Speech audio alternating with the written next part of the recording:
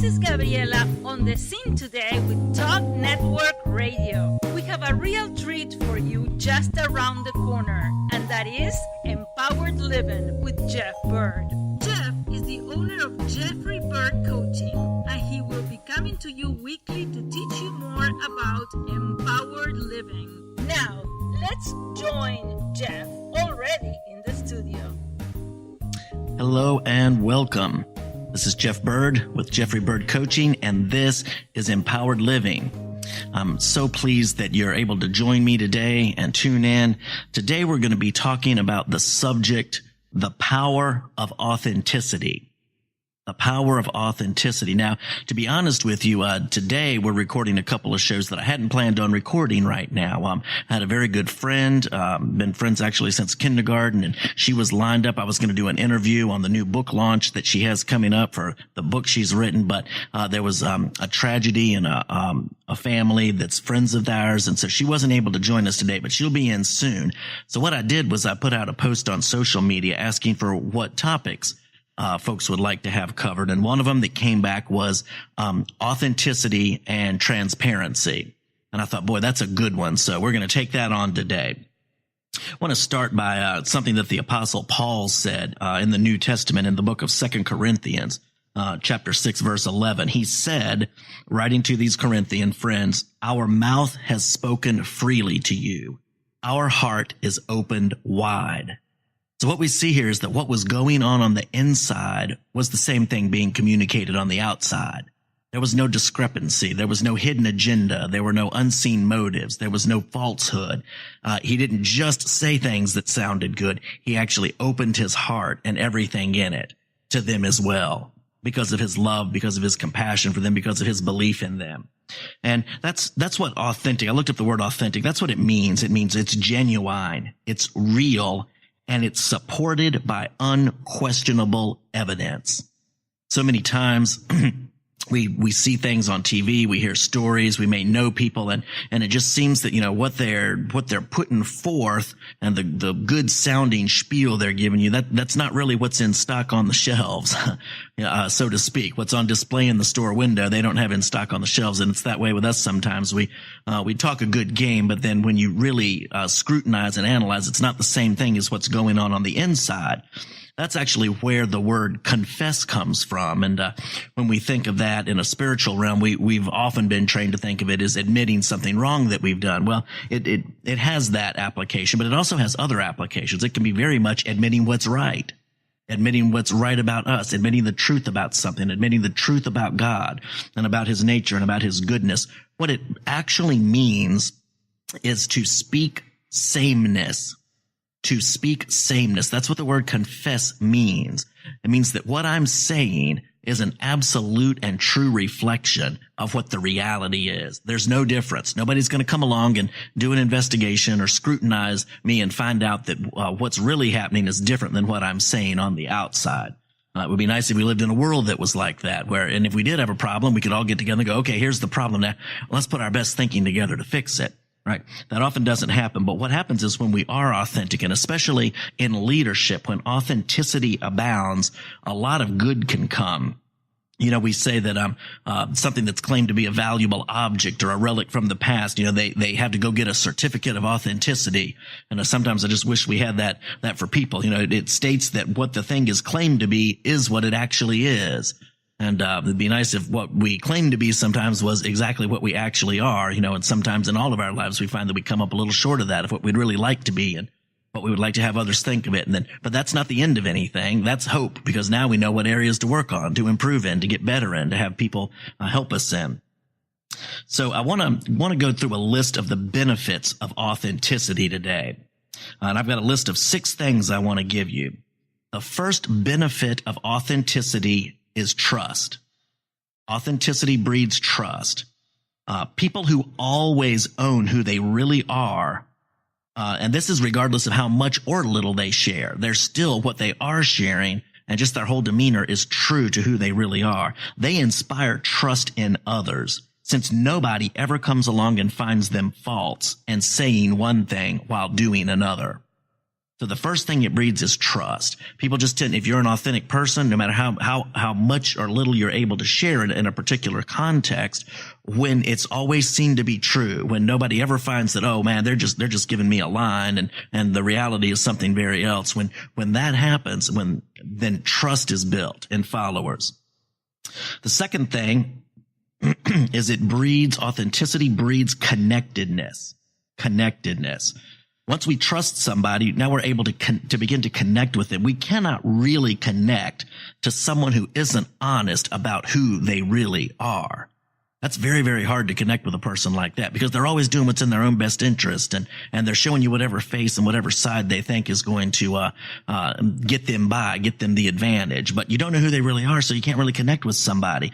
Those people need to get to know themselves first. They need to spend some time doing some self-evaluation, as we all do at times, before others can truly know and connect with them. They get in touch with ourselves first, and then we have something to share. We understand our own story.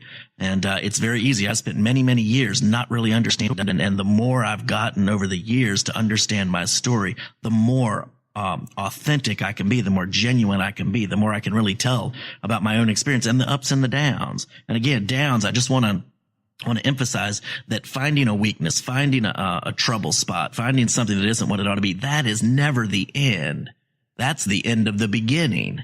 Like Churchill said, when we get now to have the opportunity to start working on that, to get resources, to find people who are farther down the road and have overcome those things, and to get their help, or maybe get their books, or maybe their podcast, and to start growing. And that leads to the third thing. The third thing that benefit of authenticity is that it generates inspiration and growth. Honest stories that own personal weakness, but show resolve to improve and demonstrate growth and results, that's highly motivating for other people. I'm not motivated by somebody who's just doing great and super successful and they'd never had a problem in their life.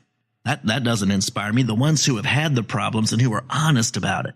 I love to hear somebody. I was talking to a colleague the other day, and he explained how he had been through a bankruptcy. Now, I haven't been through bankruptcy, thankfully, but I had some rough times, especially launching this business and what I do now that I hope is very meaningful and helpful to other people. Boy, there's some serious ups and downs when you strike out on your own like that. Boy, hearing his story and what he had been through, and other people like Les Brown, who had a dream, but he slept on his brother's couch for 14 years before he ever came into his own and was able to take care of himself. Now he's one of the most sought after speakers in the world.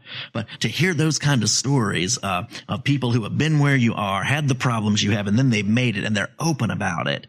They're authentic when they share with you their story, and they're honest. They're not trying to pretend there's something that they're not. Those are the people who inspire others and who help them to grow and encourage them to keep at it. Number 4 of the benefits of authenticity is it lowers the defenses in a team, allowing for all to express their best thoughts freely and openly. Not having fear that if they're honest, they're going to have some repercussion or someone putting them down because they have a better idea. No, it's going to lower the defenses and say, hey, listen, we can all be open. We all want the best for everybody. Hopefully, if you have halfway a healthy team, everybody wants the best for everybody and for the organization. And having an authentic leader and authentic people on that team, that lowers the defenses. We don't feel like, hey, we need to guard ourselves because we're going to be criticized, we're going to be judged, we're going to be put down. It's like, no, if there's a problem, let's bring it up openly. It's nothing as good as saying, hey, I think I really blew it. Over here, could y'all help me look at this and see how we might be able to fix this? Or saying to somebody else, hey, I haven't seen your worth and your true value properly. I didn't speak to you correctly. I haven't been thinking about you right. Would you forgive me and for the way I acted to you? Or reaching out and saying, hey, you're better at this than I am. You are more skilled in this area. Could you please, I'd like to borrow your eyes for a minute to look at this project we've got going on. See if you can give me some ideas and some pointers here. And everybody can come together and say, okay, listen, we've got some issues, but this is where we are in truth and honesty. Nobody wants to be here, but we're here. How do we move forward most effectively and get those ideas and that free thinking? And nobody's afraid to do so. Those defenses go down and the productivity and the good thinking goes up. Number 5, this is the 5th benefit of authenticity, is it greatly enhances leadership.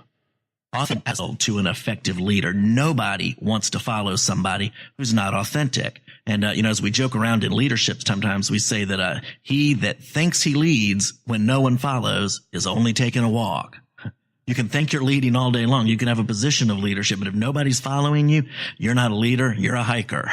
So, this authenticity, just openly and honestly coming to the people and saying, hey, this is where I am. This is what I'm good at, gains followers. People will buy into that, especially if they see that, hey, we're not just staying in this place. We're not going to rent property in this bad place. Well, we might be visiting here, but we're going to come together and get some good thinking, and we're going to make it through. We're going to find a way out. Patrick Lencioni, he's a leadership guru that I very much respect and have learned a whole lot from over the past few years. But he says that people will walk through fire for a leader that is true and human. Most of the time that you see a leader that doesn't have people following them, it's very, very often because there's something of that authenticity of the truth of a situation or of their own humanity, and just dropping that guard that's not present. And that's why the team won't rally around. That's why they can't get the leadership really in place.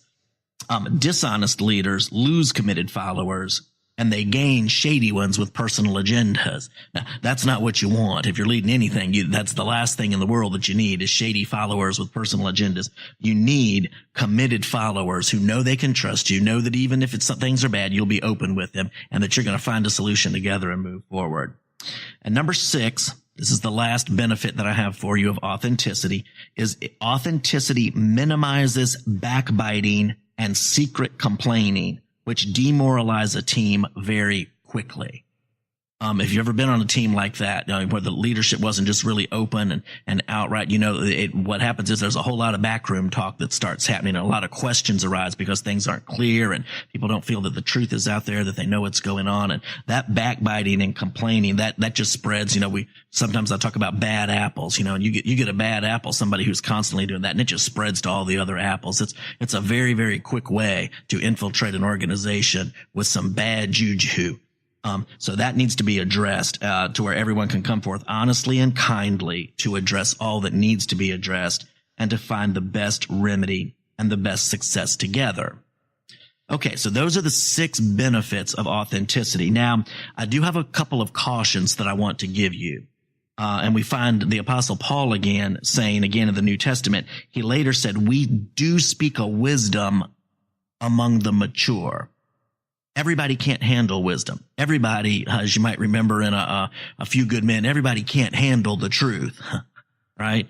So we have to take some precautions in being open. We don't want to just give everything to everybody, because depending on where they are in their maturity level, they may not be able to handle it, and it may cause more problems than it does good. So here's a few cautions. Number 1, the immature may use your openness against you.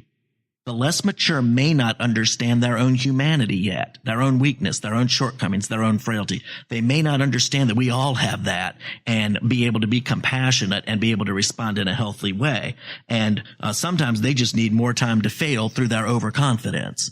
I was leading a Sunday school class one time, and we were talking about some of the kids, and they knew all the right answers, but it just didn't seem real. And I mentioned to the friend that was leading that group, I said, well, I think they just haven't had enough time to fail enough yet to actually learn how important this is. And they said, wow, that is really the truth.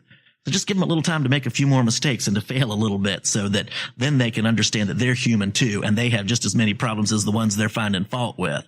It's like a friend of mine, and when she was a younger woman, she was very critical of other people, and she said that an older friend of hers came alongside and called her name and said, hey, you got a full-time job sweeping your side of the street, and frankly, you're not doing so hot. If we have enough time to spend criticizing other people, we've got enough time to spend building ourselves and coming up with good solutions. That's never the right answer. But the immature may use our openness against us. They may see us as weak and encourage others to do so as well. Now, the remedy to this is first to discern your audience.